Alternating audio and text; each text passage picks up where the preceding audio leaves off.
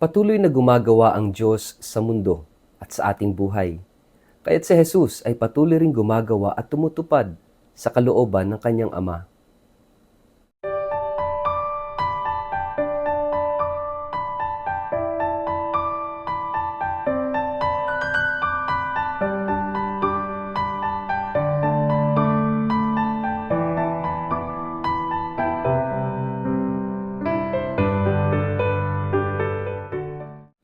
Ang mabuting balita ng Panginoon ayon kay San Juan. Ngunit sinabi sa kanila ni Jesus, ang aking Ama ay patuloy sa kanyang gawain hanggang ngayon, at gayon din ako. Lalo namang pinagsikapan ng mga Hudyo na ipapatay siya sapagkat hindi lamang niya nilabag ang batas tungkol sa araw ng pamamahinga, sinasabi pa niyang ang Diyos ang kanyang Ama, at sa gayon ay ipinapantay ang kanyang sarili sa Diyos. Kaya't sinabi sa kanila ni Jesus, pakatandaan ninyo na walang magagawa ang anak sa kanyang sarili lamang. Ang nakikita niyang ginagawa ng Ama, ang siya lamang niyang ginagawa. Ang ginagawa ng Ama ay siya ring ginagawa ng anak. Sapagkat minamahal ng Ama ang anak at ipinapakita sa anak ang lahat ng ginagawa niya at higit pa sa mga ito, ang mga gawang ipapakita sa kanya ng Ama, upang kayo'y mamangha. Kung paanong ibinabangon ng Ama ang mga patay at binibigyan sila ng buhay, gayon din naman, binubuhay ng anak ang sinumang nais niyang buhayin. Hindi humahatol kanino man ang Ama. Sa halip ay ibinigay na niya sa anak ang buong kapangyarihang humatol upang maparangalan ng lahat ang anak, tulad ng kanilang pagpaparangal sa Ama. Ang hindi nagpaparangal sa anak ay hindi nagpaparangal sa Ama na nagsugo sa anak. Pakatandaan ninyo, ang nakikinig sa aking salita at sumasampalataya sa nagsugo sa akin ay may buhay na walang hanggan. Hindi na siya hahatulan, kundi nakatawid na siya sa buhay mula sa kamatayan. Pakatandaan ninyo na darating ang oras at ngayon na nga, na maririnig ng mga patay ang tinig ng anak ng Diyos at ang sinumang makinig sa Kanya ay mabubuhay. Kung paanong ang Ama mismo ang pinagmumula ng buhay, gayon din naman ang anak na binigyan niya ng ganoong karapatan. Binigyan niya ang anak ng kapangyarihang humatol sapagkat siya ang anak ng tao. Huwag ninyo itong pagtakhan, sapagkat darating ang oras na maririnig ng mga patay ang kanyang tinig at sila'y babangon.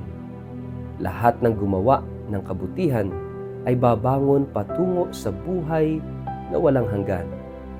At lahat ng gumawa ng kasamaan ay babangon patungo sa kaparusahan. Wala akong magagawa sa sarili ko lamang. Humahatol ako ayon sa sinasabi sa akin ng Ama. Kaya't matuwid ang hatol ko. Hindi ang sarili kong kalooban ang aking sinusunod, kundi ang kalooban na nagsugo sa akin. Ang mabuting balita ng Panginoon.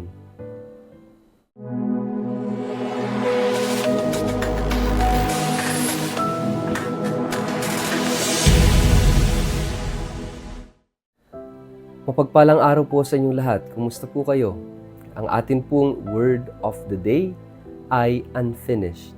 Bago po tayo magpalalim sa atin pong reflection ngayong araw na ito, kayo po'y muli kong inaanyayahan na huwag kakalimutan mag-like, mag-follow at mag-subscribe sa atin pong page na word of the day. Ganun din po, pakishare ang video ito sa inyong kapamilya, kamag-anak, kaibigan, mga kakilala sa social media para po sama-sama tayo sa pagiging media evangelizers at online missionaries, nagpapalaganap ng salita ng Diyos sa mundo ng social media.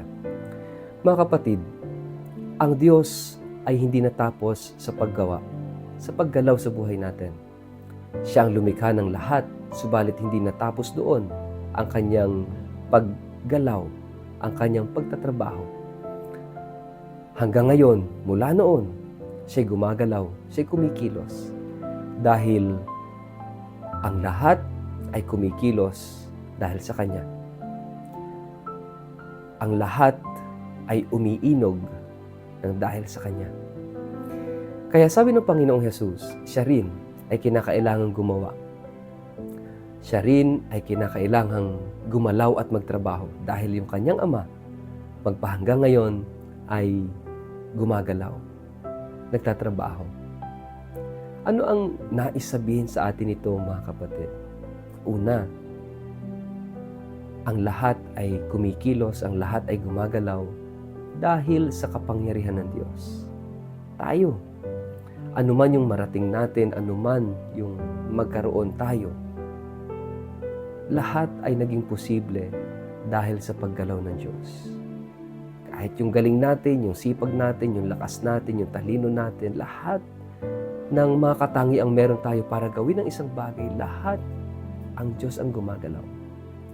Lahat ng ito'y biyaya ng Diyos.